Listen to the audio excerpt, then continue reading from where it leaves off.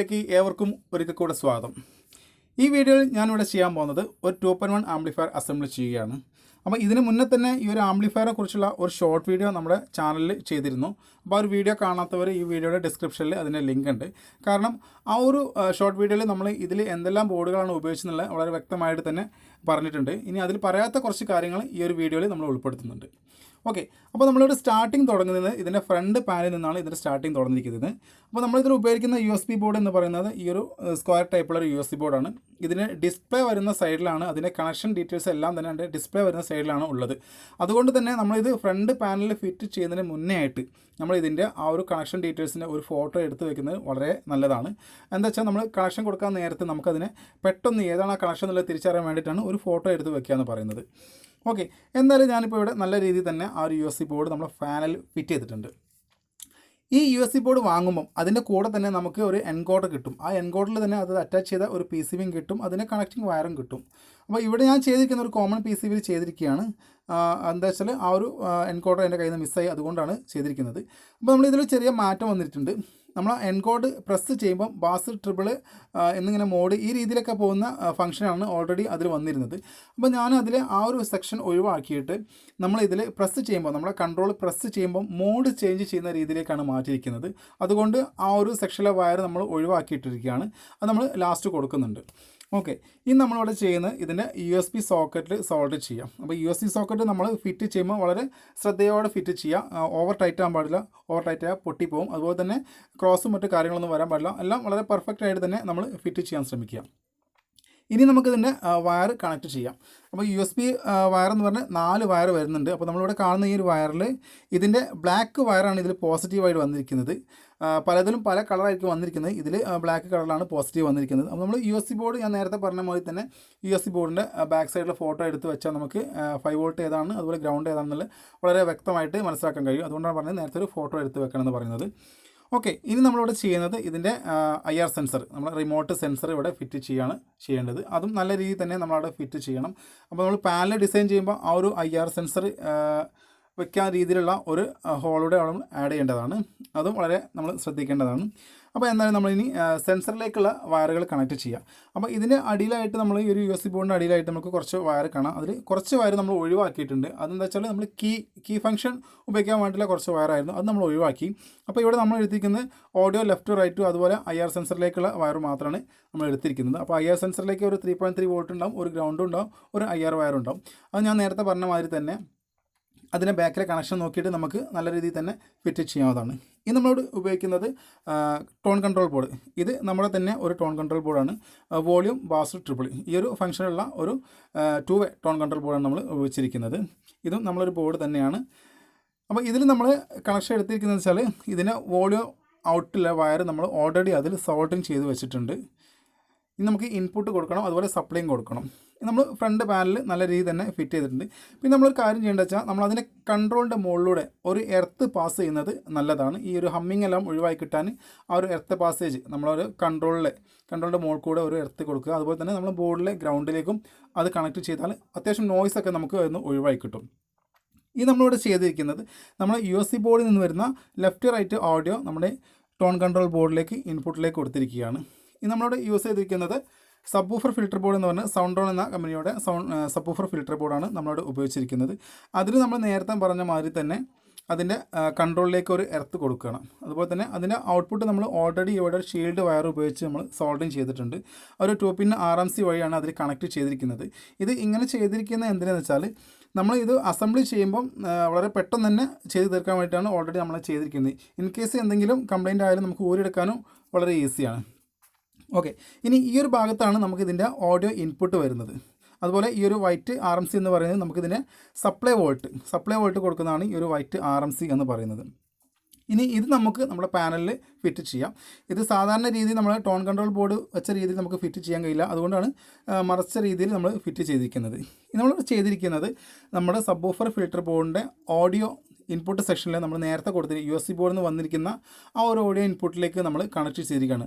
അപ്പോൾ ഇവിടെ സംഭവിക്കുന്നത് എന്താ വെച്ചാൽ നമ്മൾ USB ബോർഡിൽ നിന്ന് വരുന്ന ഓഡിയോ ഇൻപുട്ട് നമ്മളെ സബ്വൂഫർ ഫിൽറ്ററിലേക്കും പോകും, അതുപോലെ തന്നെ ടോൺ കൺട്രോൾ ബോർഡിലേക്കും പോകും. സാധാരണ പല ആൾക്കാരും ഈ ടോൺ കൺട്രോൾ ബോർഡിൻ്റെ ഔട്ടിലാണ് ഫിറ്റ് ചെയ്യുന്നത്. അത് നമ്മൾ അങ്ങനെ ചെയ്താൽ നമ്മളത് ബാസിനെ അഡ്ജസ്റ്റ് ചെയ്യുമ്പോൾ അത് നല്ല രീതിയിൽ ബാധിക്കും. അപ്പോൾ നമ്മൾ അങ്ങനെ ചെയ്യരുത്. സബ് വൂഫർ ഫിൽറ്റർ ബോർഡിലേക്കും അതുപോലെ ടോൺ കൺട്രോൾ ബോർഡിലേക്കും USB ബോർഡിൽ നിന്ന് വരുന്ന ഓഡിയോ സിഗ്നൽ ഡയറക്റ്റ് കൊടുക്കുകയാണ് വേണ്ടത്.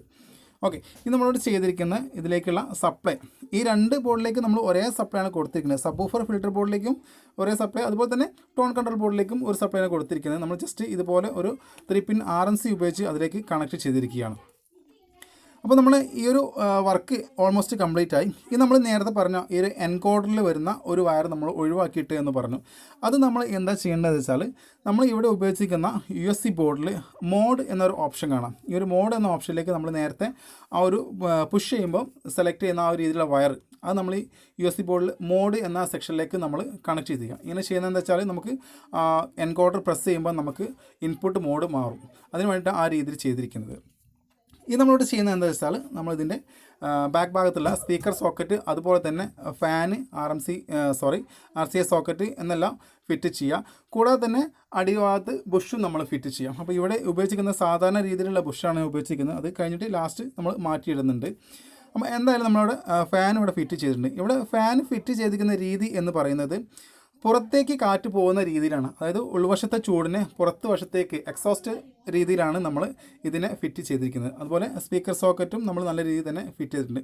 ഓക്കെ, അപ്പോൾ ഇനി നമ്മളിവിടെ ചെയ്യാൻ പോകുന്നത് എന്താ വെച്ചാൽ നമ്മുടെ ആംപ്ലിഫയറിൽ നമ്മൾ അതിൽ ഉൾക്കൊള്ളിച്ച എല്ലാ ബോർഡുകളും നല്ല രീതിയിൽ തന്നെ അടക്കി ഒതുക്കി വയ്ക്കുക.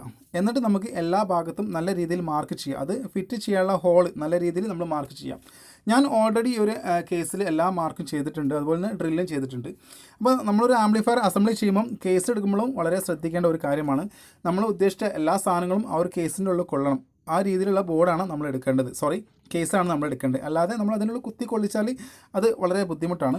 അപ്പോൾ നമ്മളൊരു ആംപ്ലിഫയർ അസംബ്ലി ചെയ്യുമ്പോൾ നമ്മൾ ഏതൊക്കെ സ്പെയർ പാർട്സാണ് ഉപയോഗിക്കുന്നത്, ഏതൊക്കെ ബോർഡാണ് അതിൽ ഉൾക്കൊള്ളിക്കുന്നത്, അതെല്ലാം കൊള്ളുന്ന രീതിയിലുള്ള ഒരു കേസ് തന്നെയാണ് നമ്മൾ എടുക്കേണ്ടത്. ഈ ഒരു സ്പീക്കർ പ്രൊട്ടക്ഷൻ ബോർഡ് എന്ന് പറയുന്നത് ഇത് നമ്മുടെ ഒരു സ്പീക്കർ പ്രൊട്ടക്ഷൻ ബോർഡ് തന്നെയാണ്. ഇത് ഒരു 2.1 സ്പീക്കർ പ്രൊട്ടക്ഷൻ ബോർഡാണ്. അതുപോലെ തന്നെ ഇത് സ്റ്റീരിയോ ആയിട്ട് നമുക്ക് കൺവേർട്ട് ചെയ്യാം. ഈ ഒരു സെക്ഷനിലായിട്ടാണ് അതിന് AC to DC ഒന്നെങ്കിൽ AC സപ്ലൈ കൊടുക്കുക, അല്ലെങ്കിൽ DC സപ്ലൈ കൊടുക്കുക. രണ്ട് സപ്ലൈയിലും ഈ ഒരു ബോർഡ് വർക്ക് ചെയ്യുന്നതാണ്. അപ്പോൾ സബ് വൂഫർ സെക്ഷനായിട്ട് നമ്മളിവിടെ ഉപയോഗിച്ചിരിക്കുന്നത് വലിയൊരു റിലേയാണ് ഉപയോഗിച്ചിരിക്കുന്നത്. അതുപോലെ സ്റ്റീരിയോയിലേക്ക് 2 ചെറിയ റിലേയാണ് നമ്മൾ ഉപയോഗിച്ചിരിക്കുന്നത്. അതിൻ്റെ കണക്ഷൻ ഡീറ്റെയിൽസ് എല്ലാം തന്നെ അതിൻ്റെ മുകളിൽ നമ്മൾ വളരെ പെർഫെക്റ്റ് ആയിട്ട് ചെയ്തിട്ടുണ്ട്. അത് PBT ഉപയോഗിച്ചാണ് നമ്മൾ ഔട്ട്പുട്ട് വയർ കണക്ട് ചെയ്യുന്നത്. ഓക്കെ, ഇനി നമ്മളിവിടെ ചെയ്യാൻ പോകുന്നത് നമ്മൾ ഫാനിലേക്കുള്ള സപ്ലൈ കൊടുക്കുകയാണ് ചെയ്യുന്നത്. അപ്പോൾ ഫാനിലേക്കുള്ള സപ്ലൈ നമ്മൾ കൊടുത്തിരിക്കുന്നത് നമ്മളിവിടെ ഉപയോഗിക്കുന്ന സ്പീക്കർ പ്രൊട്ടക്ഷൻ ബോർഡിൻ്റെ സെയിം സപ്ലൈ ആണ് നമ്മൾ കൊടുത്തിരിക്കുന്നത്. അപ്പോൾ ഇതിൻ്റെ AC ഇൻപുട്ട് അല്ലെങ്കിൽ DC ഇൻപുട്ട് സെക്ഷനിൽ വരുന്ന ആ ഒരു കപ്പാസിറ്ററിൻ്റെ നെഗറ്റീവ് പോസിറ്റീവ് പൊളാരിറ്റി നോക്കി നമ്മൾ ഫാനിലേക്കുള്ള സപ്ലൈ കണക്ട് ചെയ്യാം. അപ്പോൾ ഒരു ഫാനിനും സ്പീക്കർ പ്രൊട്ടക്ഷനും വേണ്ടി ഒരു സപ്ലൈ ആണ് നമ്മളവിടെ ഉപയോഗിച്ചിരിക്കുന്നത്. അതിന് കാരണമുണ്ട്. പല ആംപ്ലിഫയർ നമ്മൾ ഓൺ ചെയ്യുന്ന സമയത്തും അതുപോലെ ഓഫ് ചെയ്യുന്ന സമയത്തും ഒരു ഡീറ്റംബ് കേൾക്കാം. അത് ഒഴിവാക്കാനായിട്ടാണ് സെപ്പറേറ്റ് ഒരു സപ്ലൈ തന്നെ നമ്മൾ സ്പീക്കർ പ്രൊട്ടക്ഷൻ ബോർഡിന് കൊടുത്ത്. അതുപോലെ തന്നെ നമുക്ക് ഫാനിൻ്റെ നോയ്സ് ഒഴിവാക്കാൻ വേണ്ടിയിട്ടാണ് അതിനും ഈ ഒരു സപ്ലൈ തന്നെ കണക്ട് ചെയ്തിരിക്കുന്നത്. ഈ നമ്മളിവിടെ എടുത്തിരിക്കുന്ന ഓഡിയോ ബോർഡ് എന്ന് പറയുന്നത് 52001943 നമ്മൾ സബ് വൂഫർ സെക്ഷനും അതുപോലെ TDA7294 2 IC സ്റ്റീരിയോ സെക്ഷനിലായിട്ടാണ് നമ്മൾ ഉപയോഗിച്ചിരിക്കുന്നത്. ഇതിൻ്റെ എല്ലാം തന്നെ ഔട്ട്പുട്ട് നമ്മൾ PBT കണക്ട് ചെയ്താണ് ഇതിൻ്റെ ഔട്ട്പുട്ട് എല്ലാം കണക്ട് ചെയ്തിരിക്കുന്നത്. അതുകൊണ്ട് തന്നെ നമുക്ക് പെട്ടെന്ന് ഫിറ്റ് ചെയ്യാനും അതുപോലെ ഇൻ കേസ് എന്തെങ്കിലും കംപ്ലയിൻറ്റ് ചെയ്യുന്നാൽ പെട്ടെന്ന് ഊരിയെടുക്കാനും വളരെ ഈസി ആയിട്ട് തന്നെ നമ്മൾ ഊരിയെടുക്കാം. അതിന് വേണ്ടിയിട്ടാണ് PBT കണക്ഷൻ രീതിയിൽ ഈ ഒരു ബോർഡ് ചെയ്തിരിക്കുന്നത്. ഇത് ഞാനൊരു ചെറിയൊരു ഹീറ്റ് സിങ്കിലാണ് ഫിറ്റ് ചെയ്തിരിക്കുന്നത്. അതിനൊരു കാരണം എന്താ വെച്ചാൽ ഇതിന് TDA7294 8 ഇഞ്ച് സ്പീക്കറിലേക്കാണ് കണക്ട് ചെയ്യുന്നത്. അതുപോലെ സബ് വൂഫർ സെക്ഷൻ നമ്മൾ ഉപയോഗിച്ചിരിക്കുന്നത് 10 ഇഞ്ചിൻ്റെ ഒരു സബ് വൂഫർ ആണ് ഉപയോഗിച്ചിരിക്കുന്നത്. അതുകൊണ്ടാണ് ചെറിയൊരു ഹീറ്റ് സിങ്ക് ഉപയോഗിച്ചിരിക്കുന്നത്. നമ്മൾ വലിയ ആംപ്ലിഫയർ ആണെന്നുണ്ടെങ്കിൽ വലിയൊരു ഹീറ്റ് സിങ്ക് വേണം. അതുപോലെ നല്ലൊരു കൂളിംഗ് ഫാനും നമ്മൾ എടുക്കേണ്ടതാണ്. ഇനി നമുക്കിവിടെ ഈ ഒരു ബോർഡ് ഫിറ്റ് ചെയ്യുമ്പോൾ ശ്രദ്ധിക്കേണ്ട ഒരു കാര്യം, നമ്മളൊരു ബോർഡും അതുപോലെ നമ്മുടെ ആംപ്ലിഫയറിൻ്റെ കേസുമായിട്ട് കുറച്ച് അകലം വേണം. അതിന് നമ്മൾ സ്പേസർ ഉപയോഗിച്ച് നല്ല രീതിയിൽ തന്നെ ഫിറ്റ് ചെയ്യാം. ഇനി നമുക്ക് ഇതിൽ ഉപയോഗിക്കുന്ന പവർ സപ്ലൈ യൂണിറ്റ് നോക്കാം. 10,000 UFൻ്റെ 2 കപ്പാസിറ്ററും 3510 വരുന്ന ഒരു ബ്രിഡ്ജ് റെക്ടിഫയർ ഉപയോഗിച്ചാണ് നമ്മൾ ഇതിലേക്ക് ഒരു സപ്ലൈ കൊടുത്തിരിക്കുന്നത്. അതിനും നമുക്ക് ഈ ഒരു ബോർഡിന് ഇത്ര സപ്ലൈ മതി. ഞാൻ നേരത്തെ പറഞ്ഞു 8 ഇഞ്ചിൻ്റെ 2 സ്പീക്കറും അതൊരു 10 ഇഞ്ചിൻ്റെ വൂഫറാണ് ഉപയോഗിച്ചിരിക്കുന്നത്. അപ്പോൾ ഇതിന് ഈ ഒരു ഭാഗത്താണ് നമുക്ക് AC ഇൻപുട്ട് വരുന്നത്. കൂടാതെ തന്നെ നമുക്ക് USB ബോർഡിലേക്ക് ആവശ്യമായ 5 വോൾട്ടും ഈ ഒരു ബോർഡ് തന്നെ നമ്മൾ ചെയ്തിട്ടുണ്ട്. സെപ്പറേറ്റ് സപ്ലൈ ഒരു ടാപ്പിംഗ് ട്രാൻസ്ഫോമറിൽ നിന്ന് സെപ്പറേറ്റ് ഒരു ടാപ്പിംഗ് ആണ് നമ്മളൊരു USB ബോർഡിലേക്ക് കൊടുക്കുന്നത്. അതിനൊരു 5 വോൾട്ട് റെഗുലേറ്റർ നമുക്ക് ഇവിടെ കാണാം. അത് നമുക്കൊരു RNC വഴിയാണ് അതിലേക്ക് സപ്ലൈ കൊടുക്കുന്നത്. അപ്പോൾ ഇനി നമ്മളിപ്പോൾ എന്തായാലും ഈ ഒരു ബോർഡ് ഇതിൽ ഫിറ്റ് ചെയ്തിട്ട് എല്ലാ ബോർഡും ഫിറ്റ് ചെയ്യുമ്പോൾ നേരത്തെ പറഞ്ഞ മാതിരി തന്നെ എല്ലാ ബോർഡിലും നമുക്ക് സ്പേസർ നിർബന്ധമാണ്. ബോർഡായിട്ട് യാതൊരു കോൺടാക്റ്റും ഉണ്ടാകാൻ പാടില്ല. സ്പേസർ ഇട്ട് നമ്മൾ ബോർഡ് ഫിറ്റ് ചെയ്യുക. ഓക്കെ ഫ്രണ്ട്സ്, ഇനി നമുക്ക് ആംപ്ലിഫയർ ബോർഡിൽ നിന്ന് എങ്ങനെയാണ് സ്പീക്കർ പ്രൊട്ടക്ഷൻ ബോർഡിലേക്കും അതുപോലെ സ്പീക്കർ സോക്കറ്റിലേക്കും വയർ കണക്ട് ചെയ്യുക എന്ന് നോക്കാം. അപ്പോൾ നമ്മളോട് ആദ്യം ചെയ്യാൻ പോകുന്നത് സബ് വൂഫർ സെക്ഷനിലേക്കാണ് നമ്മൾ ആദ്യം വയർ കണക്ട് ചെയ്യുന്നത്. അതിനുശേഷമാണ് സ്റ്റീരിയോ സെക്ഷനിലേക്ക് നമ്മൾ കണക്ട് ചെയ്യുന്നത്.